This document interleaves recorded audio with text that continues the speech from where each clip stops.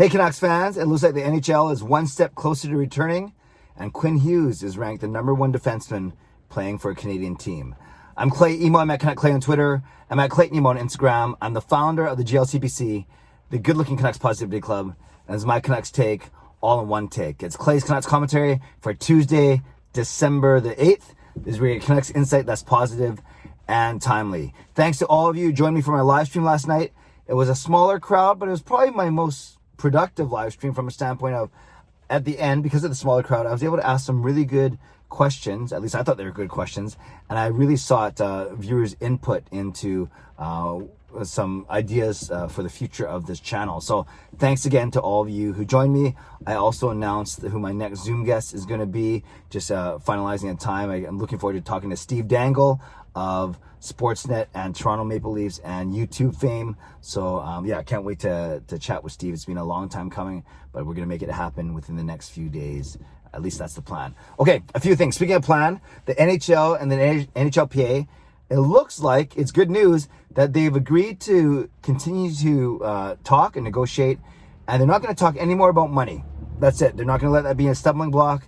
And it sounds like that the players in the NHLPA proposed that, or at least said that they would be open to discussing a higher percentage of salary deferral, but the escrow was a non-starter, increasing that percentage. So whatever that proposal was, we don't know all the details yet. We don't know if they actually ended up proposing something. We don't know what the NHL accepted or if they counter-proposed. But both sides have come out in the media yesterday and saying that they have moved past the financial negotiations. So whatever those negotiations are, I'm glad. I think Canucks fans are glad. I think hockey fans are glad, because now they're going to talk about logistics of getting this season going, especially scheduling, divisional realignment, COVID protocol, and all those things. A taxi squad for extra players, whatever it may be.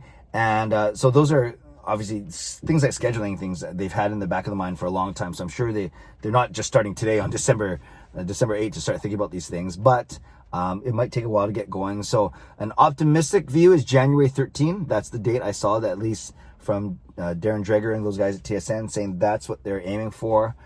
My gut feeling says it might be later in January or February 1st, but we'll see. A lot of things can happen. We know that the August return to play came together really quickly, or the end of July, early August. So maybe it will do the same. It'll be the same thing for this time. But again, the biggest thing is it's good news that NHL, NHLPA will continue to meet, continue to negotiate, continue to try and hammer out a return to play. And it looks like no matter when they start, mid-January or first thing in February, they're looking at a 56-game season. 56 games on average, roughly, is a game every 2 nights, right? You're looking at 14 games a month for the 4 months, and except for February, which is 28 months. Every other, actually, it's a leap year, right? Is it a leap year? No, what are we talking about? It's 2021. This was a leap year. Next year will not be a leap year. So yeah, you have months of 28, 31, and 30 days, obviously, February, March, and April, and then 31 in May. So yeah, it's an average of just basically a game every 2 nights, a game every 2.1 night, or whatever it is. You can't have 0.1 of a night. So let's go with the game every 2 nights. So we're going to see a lot of hockey, is my point, and that's exciting for hockey fans across the world. I want to talk about 2 lists that TSN did. Last week I talked about the top 5. So they're doing these lists of top players by position on players playing on a Canadian team. Remember, these are not Canadian-born players. These are players playing on the 7 Canadian teams. And last week we talked about Elias Pettersson. He was number 5 on Dave Poulin's list, and number 3 on Mike Johnson when it came to top centers. So that was good. Connor McDavid topped both of those lists.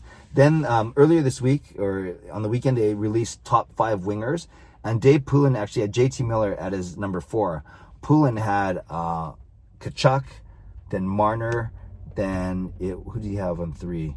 Was it Nick Ehlers? Yeah. Is that right? Anyways, I know that he had JT Miller 4. I know that he had Blake Wheeler number 5. Number 3, I think he had Nick Ehlers at number 3. And then at number 2, he had Marner, and number 1, he had Kachuk. So, but he did have number 4, JT Miller, which was cool. And he talked about the impact that JT Miller made. Whereas Mike Johnson didn't have JT Miller. Mike Johnson went Marner up top. Then he had Kyle Connor number 2, I think. Then Tkachuk at 3. And then, no, he had Marner, Tkachuk, Nylander at 3. And then he had Brendan Gallagher at 4. And then Nick Ehlers at 5. So, that makes sense.